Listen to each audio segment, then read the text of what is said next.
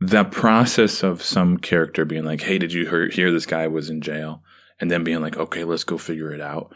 I just felt like, look at how the word spreads and like, look at how the community is connected in this way. Different people are talking to different people about it. So pretty soon the whole country like knows about it. And that's how they like, that's another form of protest in a way, is to just stay connected, just stay a unit. That way it will be harder to brutalize you if you are all connected in this way. Right. In a way, it shows that it's almost inevitable that like they'll be able to fight against this. Yeah. They can't track or stop, this many people from this many different walks of life being able to do things behind the regime's back.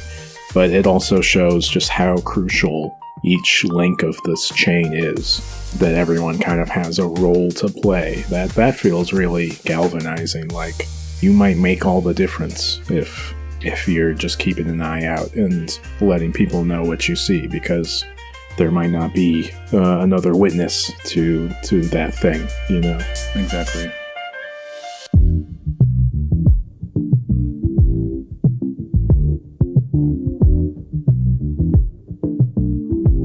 Sambizanga.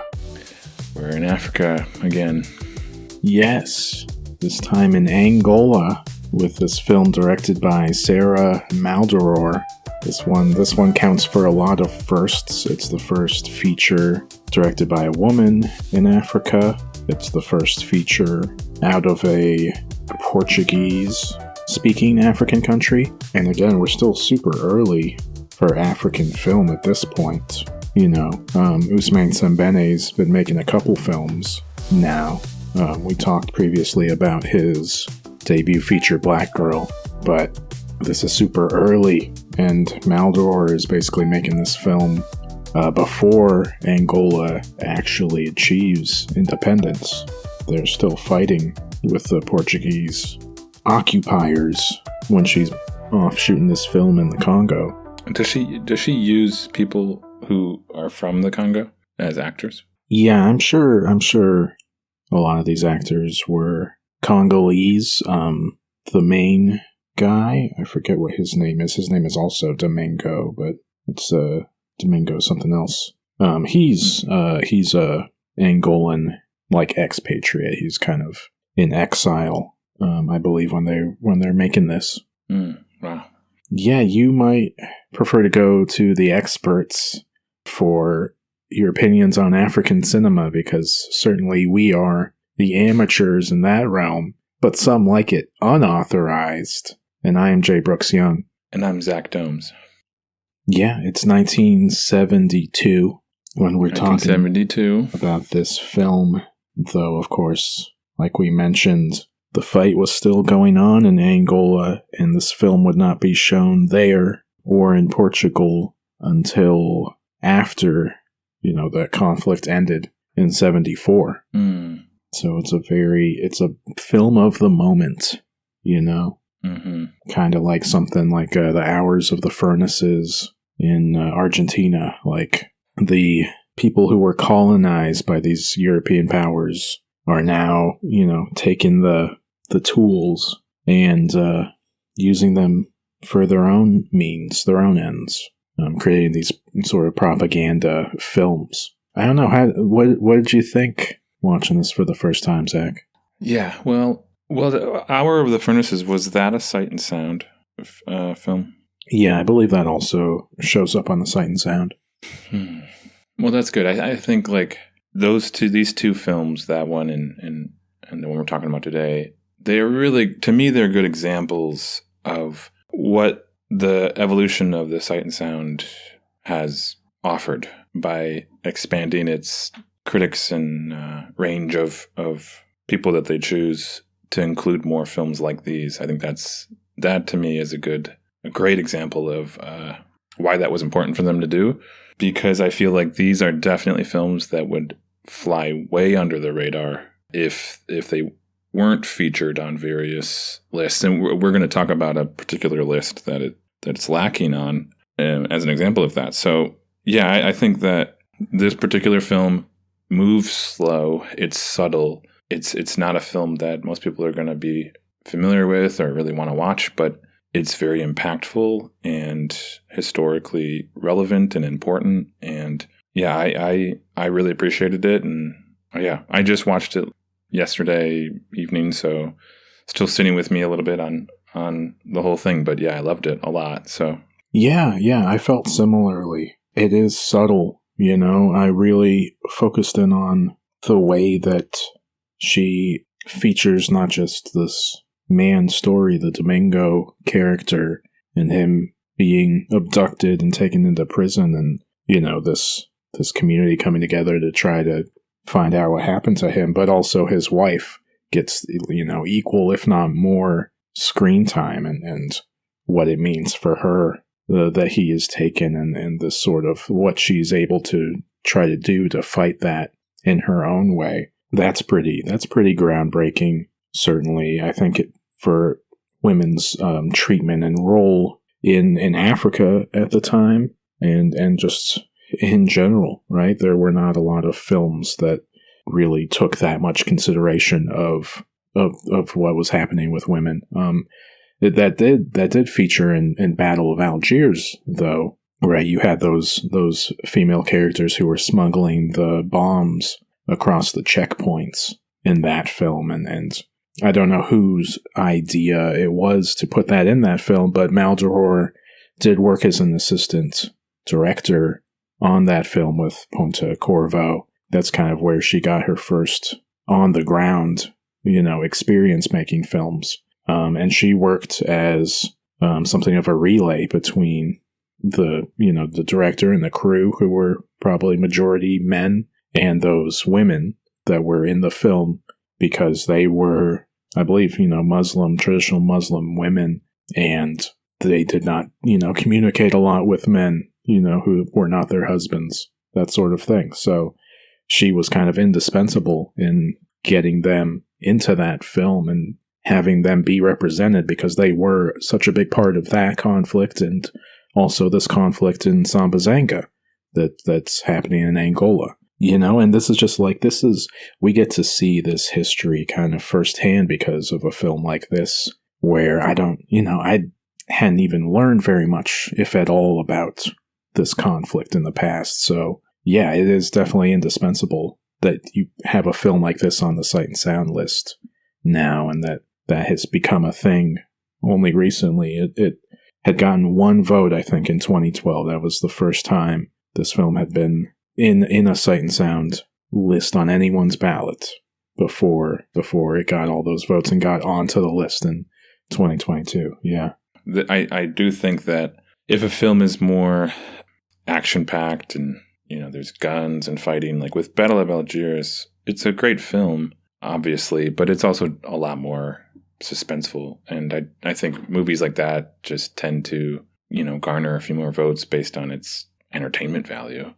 And so one like this is going to struggle because it's slower and just doesn't have the same reach or the same you know, effect on one's adrenaline, let's say. And yet, you know, side by side on paper, I think almost equal in my eyes.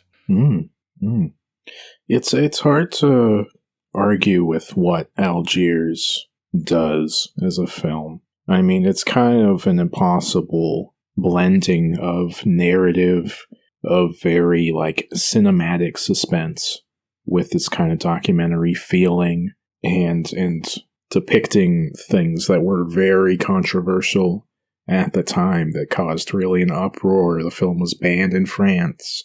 It became kind of adopted by like Black Panthers and other groups in the US after it came out.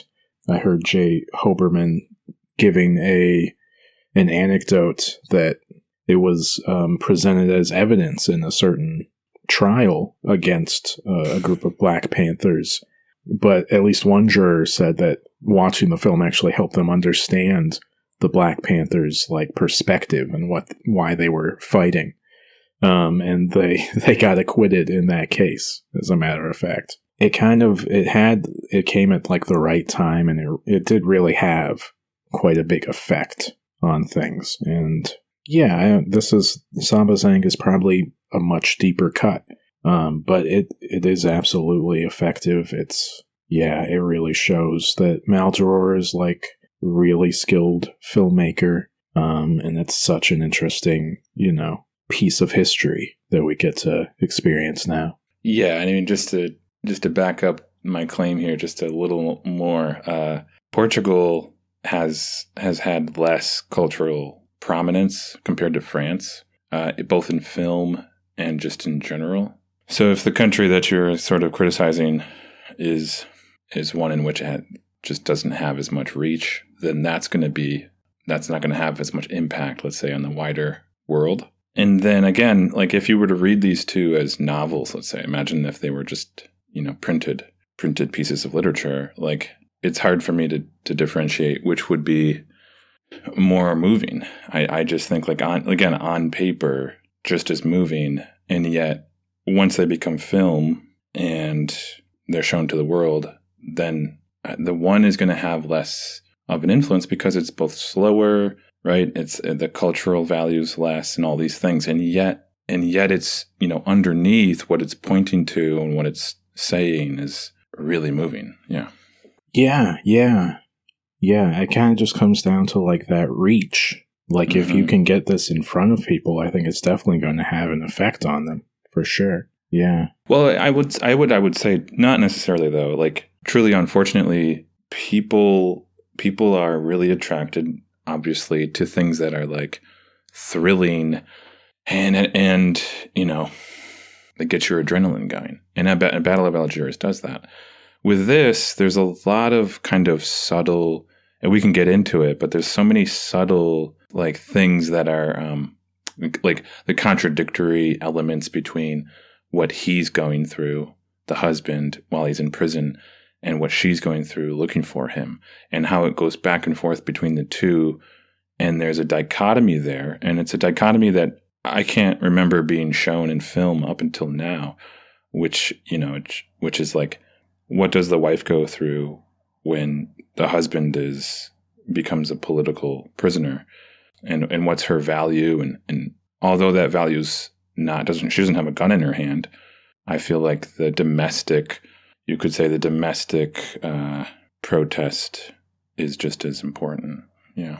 Yeah. I like that you're bringing that up. Like it is a really, I don't know, well done like structure for the film, and it jumps around a lot. You see so many like locations and characters, and it definitely felt more modern than a lot of the kind of like leftist propaganda films that we've watched to this point.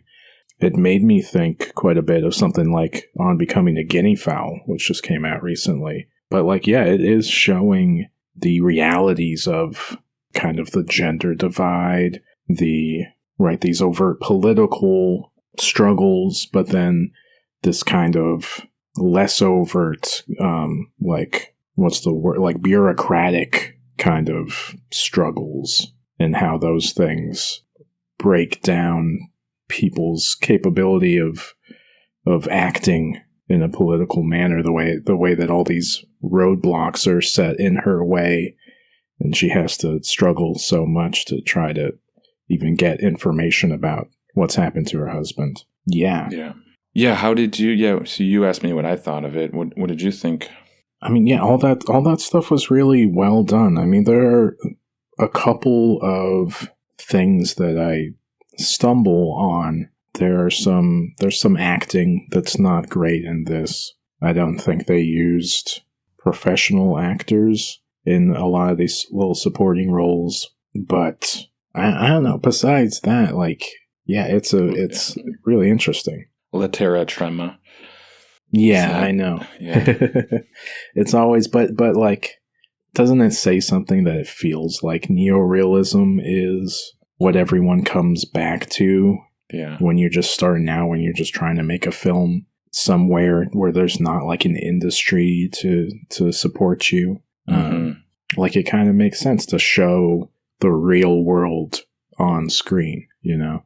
Yeah. Like if you're watching a movie and that you know that it's like a lower budget film, and they're when they don't use CG, they can't use CGI because they have a small budget, so they use practical effects.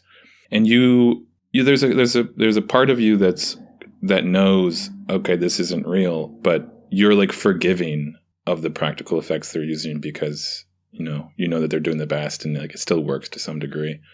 And so I view non-actors kind of like that. It's just like they went with the practical effects, and although it isn't perfect, it's because, yes, a non-actor not acting well is to be expected. So you can forgive it. You know what I mean? Yeah, absolutely. Yeah. I mean, what the alternative is, the film doesn't happen, basically, right? Like, yeah. No, and also like the thing that the important thing about non-actors for me, it kind of in this is just like it's shot on location. Well, shot in this street and in the buildings and stuff, and like that, it to me is what brings it to life. And then you have these non-actors, and it's like, yeah, it's not great, and it's not like it's not like who they would be in real life, and it's stilted and everything. But they're on the street, and they're in their houses, and they're on the and that's what really kind of puts me there. Yeah. I think as soon as the film shifted kind of into the little city of Luanda, I think it's called, or neighborhood, it absolutely kind of like went to another level when you're seeing all the people outside, the like crowd of children running around playing and stuff. Like you're absolutely there at that point. And it's like what they do pull off in terms of, situating this film in the streets and showing all that stuff. That's really well done. That's like got to be very difficult to actually shoot that stuff. Especially at this time. And it's one of those things that makes you wonder how they pulled it off. But they just had connections. And that's the one thing I wanted to look at. It was like who produced the film, and I forgot to like check that out. I mean, Maldoror was married to Mario Pinto de Andrade, who was one of the leaders of the movement for Angolan liberation. So I just imagine that's where some of the support came from. But I mean, if she was an assistant on Battle of Algiers, then she may have been connected, and it reminds me of Sajita Ray. I can never say his first name right. Who was an assistant of some kind on The River by Renoir, right. And then in conversation, I can see her, talking to various people, and eventually somebody saying, what you have here is really good, and so let's try to make this happen. Yeah. I think she went and studied at the Maxim Gorky Institute in Moscow in the early 60s, which was kind of the route that a lot of African and other sort of people from third world countries went to get some kind of education in filmmaking. And I don't know if she met Sembene there or if that was later on.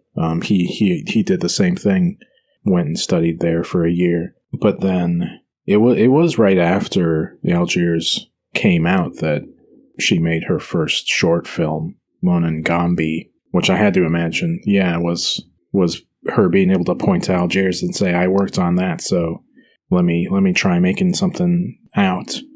That's like black and white. It's a much like smaller scale thing, but it's kind of again about a story about someone being captured and imprisoned for their political activity. But this, the scale of this film is kind of incredible. I don't know, that earlier, the Monangambi, it kind of has more of like a surrealist almost feeling. Not quite that, but it's kind of got like a poetic realism thing. It's really trying to capture certain images, very, heavy contrast, black and white images.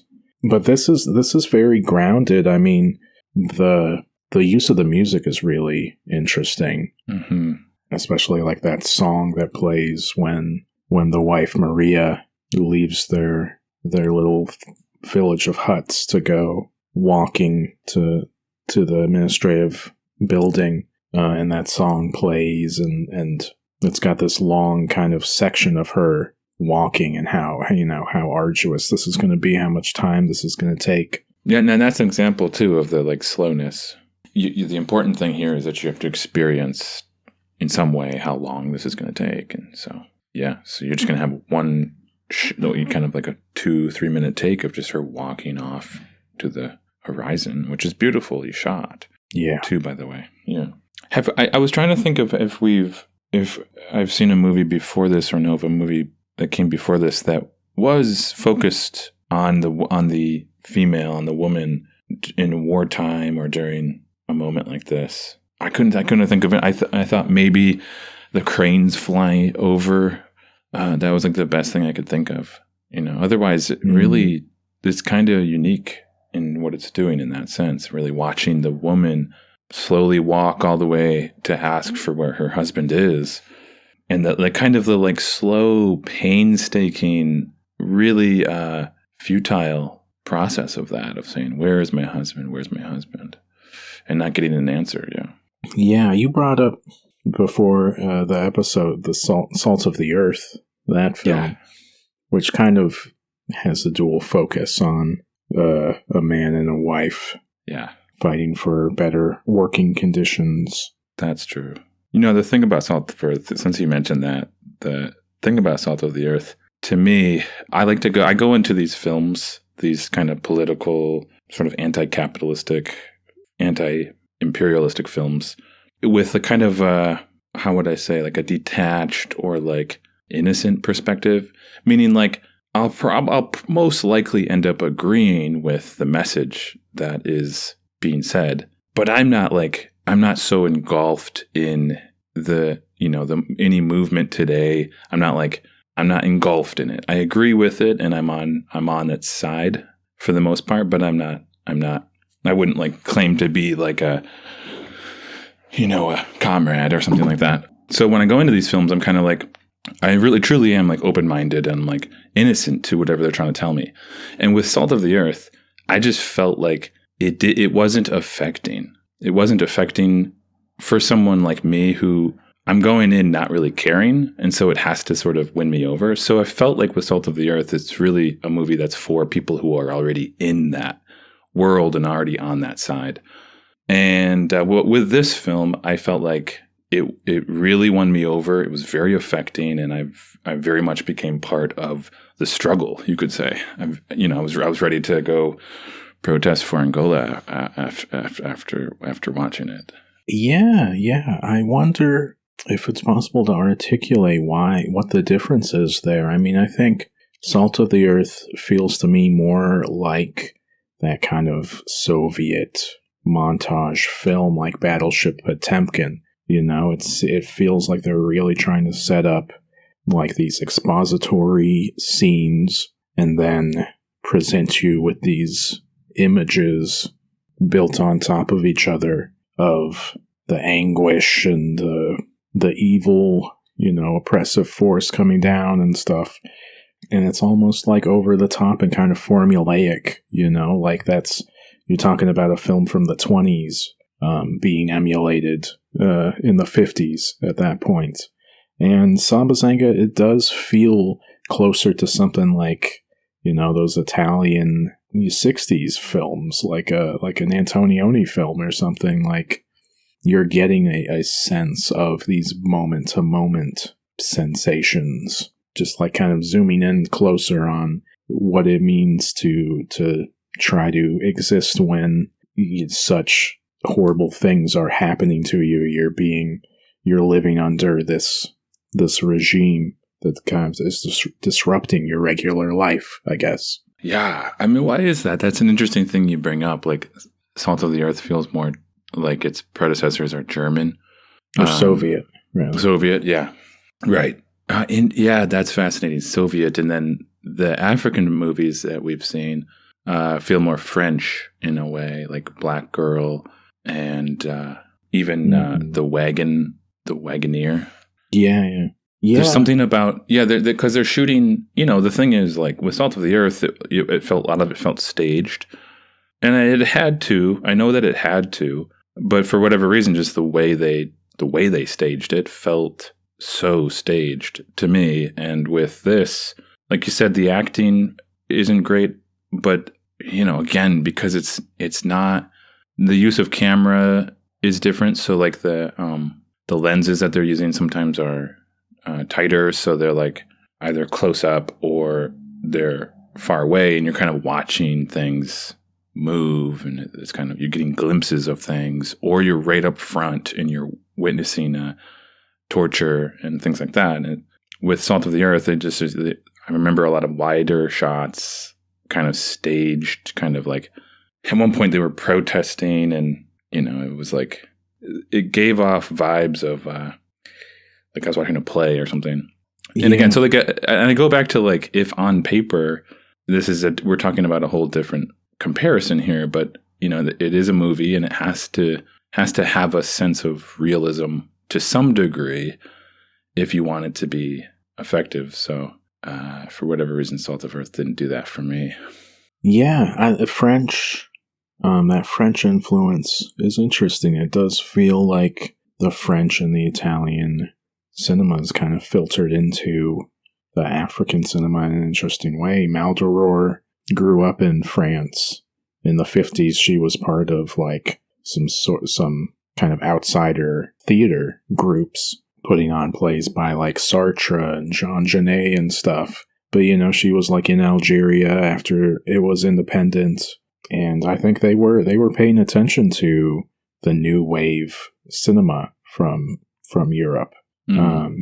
The way that the kind of avant-garde stuff was filtering into regular narrative stuff, and they're deciding to make narrative films that play for a wide audience more so than making like a super documentary film like Hours of the Furnaces or something. They want to be able to bring a lot of people in to see this and be interested in this, I guess. Yeah, at the same time, I mean, I do feel like now that we're in, the 60s and stuff, I'm thinking of Soy Cuba, I Am Cuba, that felt Soviet because it had these like long shots. I guess, was it shot by somebody from the Soviet Union? Was the Cranes Are Flying. That's right. That's Klozatov. Right.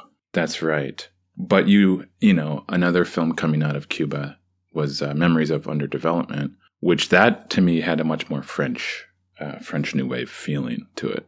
And Fellini too. That's kind of an 8.5 type film. Yeah, it just means like this. We're inching into the era and the time when the world is becoming more mixed and connected, and the festivals are helping people to see films that are outside of their tighter cultural sphere, and like it's widening. So you're going to have films that are like mixing and doing new things compared to like what came before in that particular region or culture. Yeah. And I wonder if it's worth mentioning like the ideas of Frantz Fanon and some of these people that were part of the negritude movement in like the literary world. Because I think they didn't want to produce artworks that were like traditional. They kind of wanted to look forward and to incorporate, their experiences, because things had changed so drastically under, colonization. So this is like a film for the modern world. This is about what does life look like now, and how are we going to deal with that, I guess. Mm-hmm. I mean, at one point in the movie, the guy says, what does he say? He says something like, "It isn't a difference between black and white. It is always a difference between poor and wealthy." Yeah. And that phrase, more than anything, is pointing to what you're saying, which is like, in this new world, we will become more and more connected. And if we do want any chance of some kind of revolution, then it has to be fundamentally based on the principle that it is about people who are poor, and that's always going to be the battle ultimately. Yeah.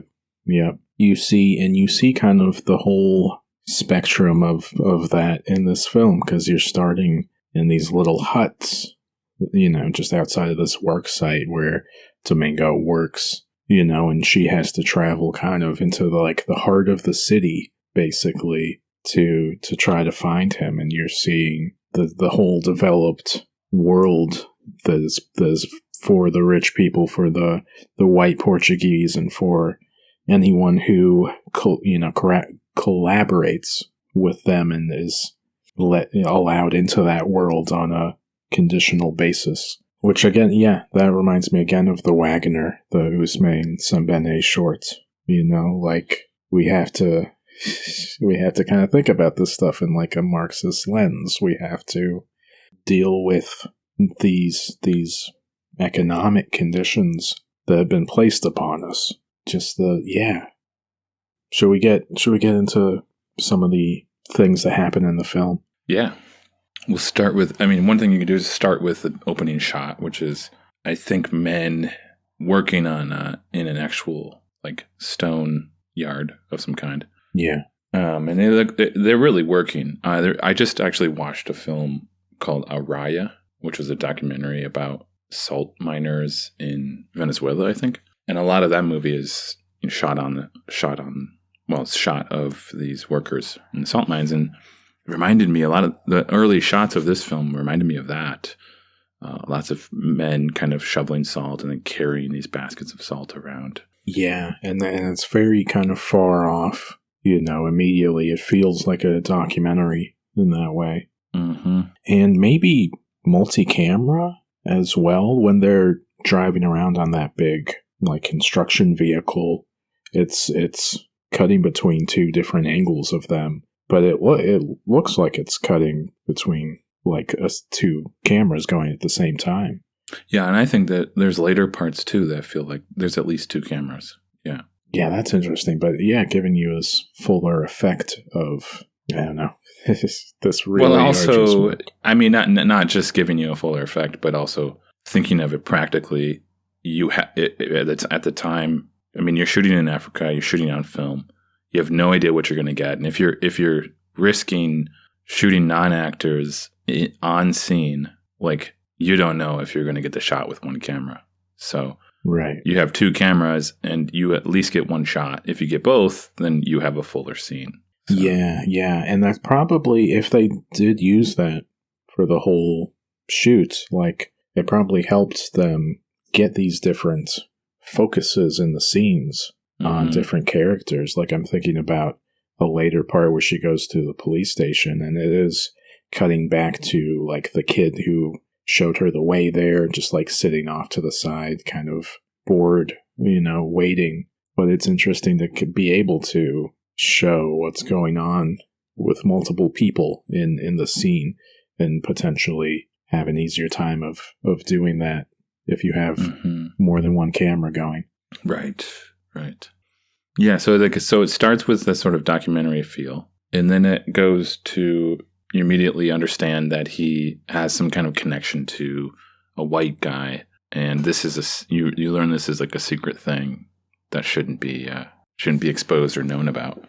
Yeah, that's interesting. It doesn't really spell it out for you, but yeah, he's telling his coworker friend that he's passing these political leaflets off to, that this white is our friend. Yeah. Yeah, you have to. I'm always a big fan of movies that work in this way, and they don't just like spell it all out for you. You have to discover it, because then if you're discovering it, by the end, the reward and the final sort of summation of the entire film feels more rewarding if you've had to like figure out what it all meant as it unfolded. Yeah. So after that, he goes home, right? We get the sense of this little village that he lives in, and that he's able to sustain this kind of, small but almost idyllic life with his wife and his baby child, because he has this job, and you just get an immediate sense of their happiness that they have been able to carve this little bit of domestic life out. Beautiful shots right there, by the way. Unbelievable, with the child between them in the house. Yeah, and it's kind of just as quickly, I think the he hands off the leaflets after that. But it's pretty soon he's home in that hut when this truck full of men in uniforms show up and haul him out. And as soon as they drive off, what struck me is like it was so empty, their little like row of huts, and then the truck leaves and everyone starts pouring out of their huts, and they all pile into Domingo and Maria's hut. You know, the older women kind of sit around her, and they begin to grieve sort of with her. I mean, it's really powerful stuff to kind of get this idea of how this community deals with, you know, these sorts of disruptions from the outside world. Yeah, and that's where, you know, that's where non-actors really come through, is in those moments where you have the community shots, you know, whether it's right here or towards the end when there's singing and there's more grieving. Like, that's when having chosen non-actors is a brilliant move, because you can get actors to do that, but I don't know, something, especially the singing towards the end, it's like, that's real. You know, it's just real. Yeah. So. Yeah, I know. And she has to kind of like process this and figure out what she's going to do next. And meanwhile, he's driven to this building, you know, guess it's a prison, but it's in this more populated area. And one of the boys is keeping an eye on things, and he runs off to get, you know, this older man that the kids derisively call old half-ass. But he tells him, yeah, they just took someone in there. They took a prisoner. Between Maria, you know, starting her journey to go to the administrative office and figure out about this stuff, you're getting this other story of this older man and the child going and letting people know about this so they can figure out who could this possibly be. And the way that plays out with the kid, I really appreciated. There's this guy he's got nicer clothes. He seems to have like a better life, but he's part of the political movement, it seems. And when they go meet with him at a restaurant and talk to him, he says, like, you're a bright kid, you know, we're gonna try to get you into a school as soon as we can and stuff. Like, keep looking out for this stuff. And I don't know, like, seeing children treated as people with agency like that, people who are capable of you know, helping everyone out and being a part of the community, like that kind of just made me a little emotional, because it's not something that I think you see very often. And it's like, here's a kid who obviously cares about this stuff and can make a difference if he's given that chance by these adults, you know? Yeah. Yeah, it's a different world, you know. I mean, it feels like a culture in which that is kind of necessary. You know, it reminds me of like back in the day when, you know, farming communities had to have a lot of kids so that the kids could help out. So they're kind of asked to be more mature and to become adults sooner in a way. But then that gives the kid, you know, the kid can have a sense of like, yeah, like you said, autonomy and is respected.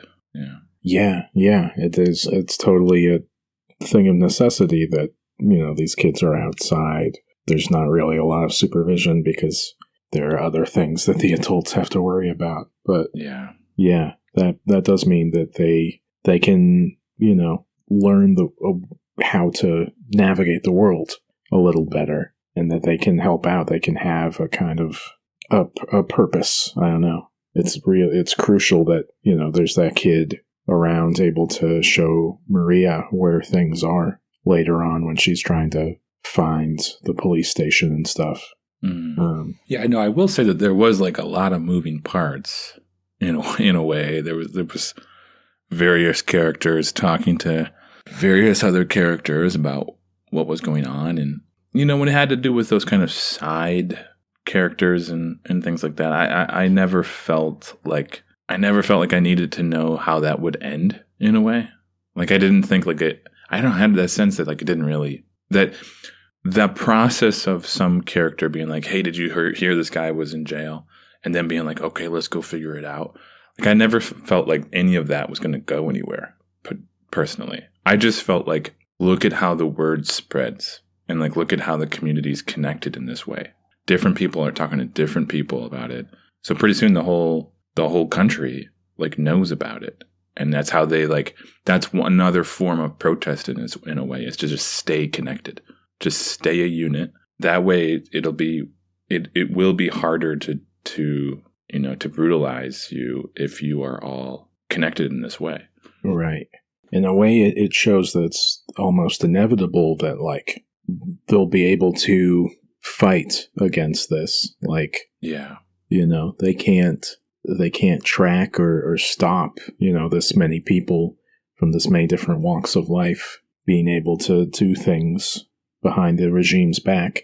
But it also shows just how crucial each link of this chain is, that everyone kind of has a role to play. That feels really galvanizing. Like, you might make all the difference if you're just keeping an eye out and letting people know what you see, because there might not be another witness to that thing, Exactly.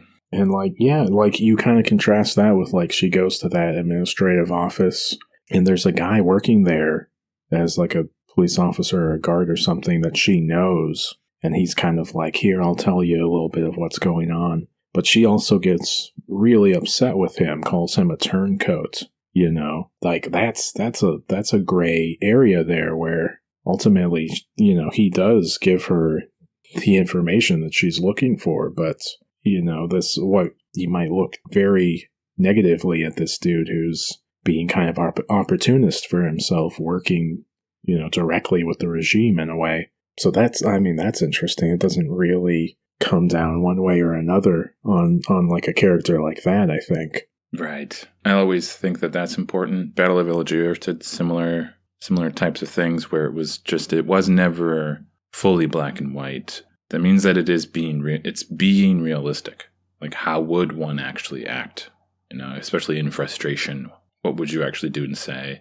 It's a tough thing. Political, I can't imagine, political, violent times must be insane and challenging, whether it's a civil war or some sort of, Ukraine and Russia type thing. And there are people who are friends with each other across the line. And yet when push comes to shove, you're going to say something that's the more political thing to say rather than the friendly thing to say.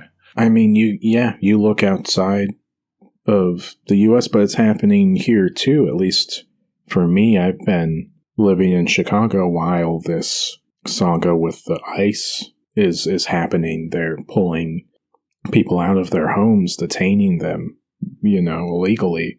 And a lot of people here in Chicago have had to come together and basically form like neighborhood watches, and a lot of people are carrying whistles to signal to other people around when they spot ICE agents in the area and stuff like this. Like, this stuff encroaches in our normal lives, and we have to make a decision of, are we going to act? Are we going to do the right thing, in a Spike Lee sense?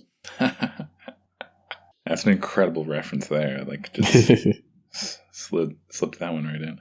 Yeah, so she goes and tries to track him down, and maybe I'll be missing something here in the plot, but she tries to go and track him down, and it goes back and forth. At one point, you see him being interrogated.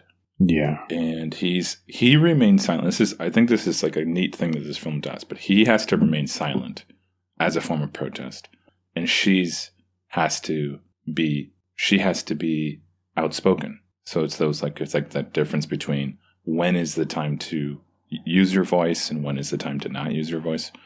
And he remains completely quiet about what he knows and who they're looking for. And to the point where the guy says, you know what, we're not gonna let you out of here. So go tell his wife that he's not here, essentially. So they send her away, which is absolutely heartbreaking.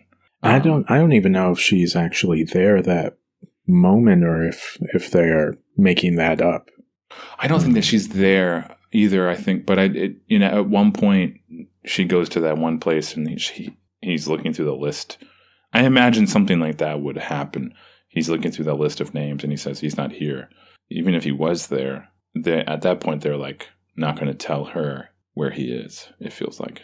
Yeah, but it is kind of, it's like that final chance for him to collaborate or be killed, be just beaten to the point of death.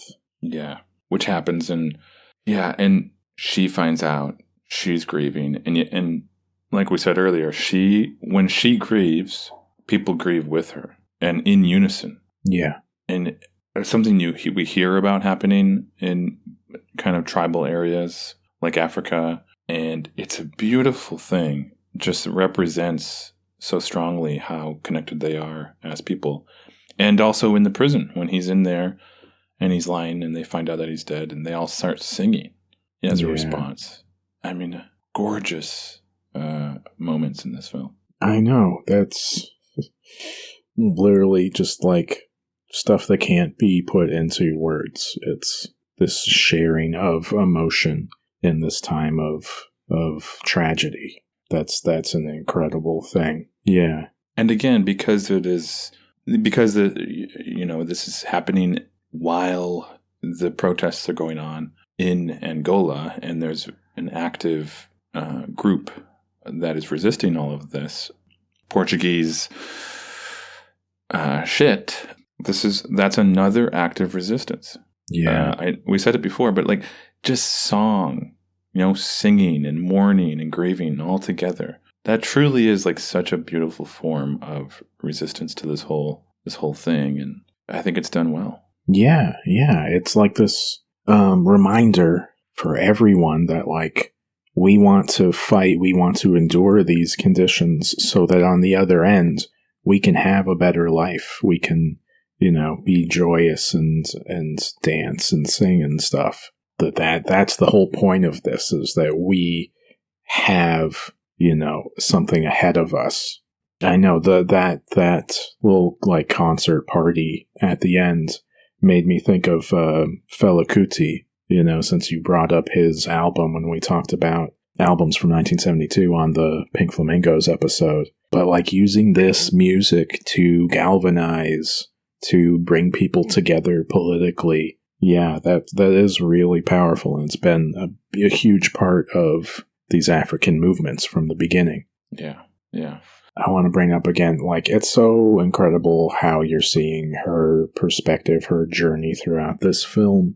Just the fact from just leaving the house, it's sort of a constant thing that's subtle. You don't have to really notice it, but it shows you how difficult it would be to be like politically active as a woman. Just she's walking down the road and a truck goes by with men whistling at her. She goes to that police station and, this officer is repeatedly asking if she wants to meet up with him later on, making these advances. It was like a treacherous thing, but, she has no other choice but to fight through all of this like harassment, discrimination for her husband and for the movement as a whole, because he's a part of advancing the liberation. Right. Just incredible for when this is made, man. Yeah, well put. It's heartbreaking to me to thinking of like the kind of communities that are there and knowing the like situation that they're already in. Even in like times that are normal to them, as you see in the beginning, where she's cooking in this small hut of theirs that they don't have much, and they probably have to walk a distance to get water from a well if you don't live in town or whatever it is. It's like already the situation's not like ideal by a decent margin there, and there's a lot of organizations that are there are doing things to help Africans, like build wells and build schools and stuff like that. So when you find out and learn about and do your research on things that have happened or are still happening in African communities and countries, it's like so heartbreaking, because you're like, come on, why don't you just leave these people alone? These days, I think a lot of the conflicts are more internal, but man, any of the times in the history when the conflict was at the hand of European countries, It's unbelievable. Yeah, I know.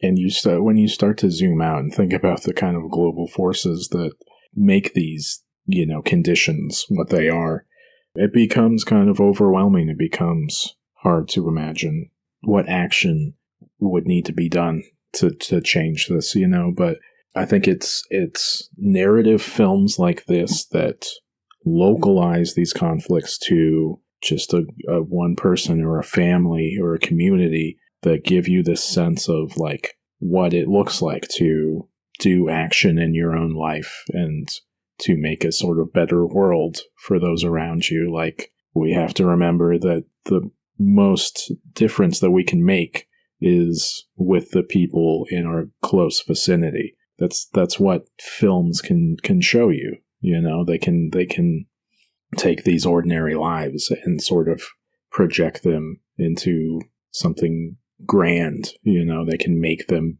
bigger on the screen and make us feel capable and make it feel worthwhile for us to make a small difference in the world. That's exactly right. That's right. Boom. You Boom. got it. And did we actually say that list that we were talking about earlier? It's this, it was published on the New Republic, this list from 2013 of the 100 most significant political films of all time, which of course the Battle of Algiers is on at number 1, but Sambizanga doesn't show up on this. Doesn't show up, and I'm seeing 2023 on my end. Oh, is that? I thought that's what I said. Sorry. Yeah, 2023. Well, you said 2013, which is a forgivable mistake there.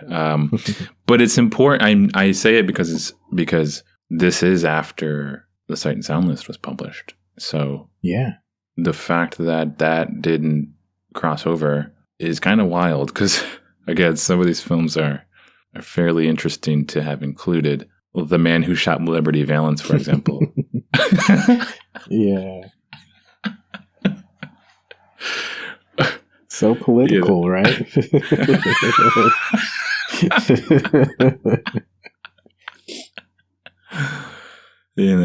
Not saying anything about it in terms of how it is as a film, but to be included on a political film list, I don't know.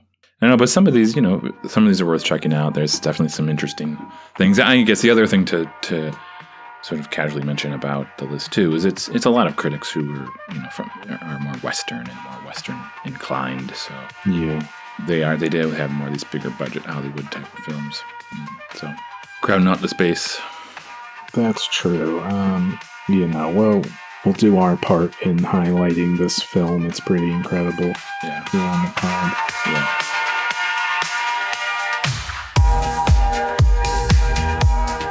There you have it, folks.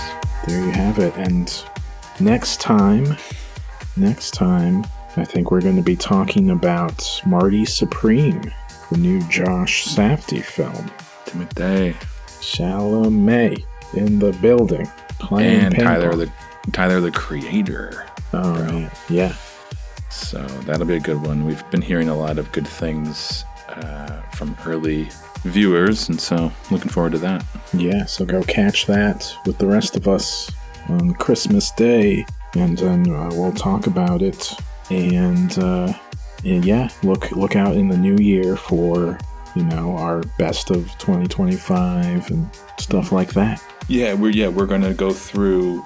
We're gonna kind of go through what our favorites were and make a combined list, and then what else? Oh, we have a project that we are releasing, the little film that we made that's coming out in the new year, and also rounding off our history of film list that you had put together to 500. It needs 15 more films to get there, so we're going to be going through some films to add to that list, and so good things coming, fun stuff happening. Yeah, check it out at unauthorizedpod.com, and we'll catch you on the flip side. Peace. Peace.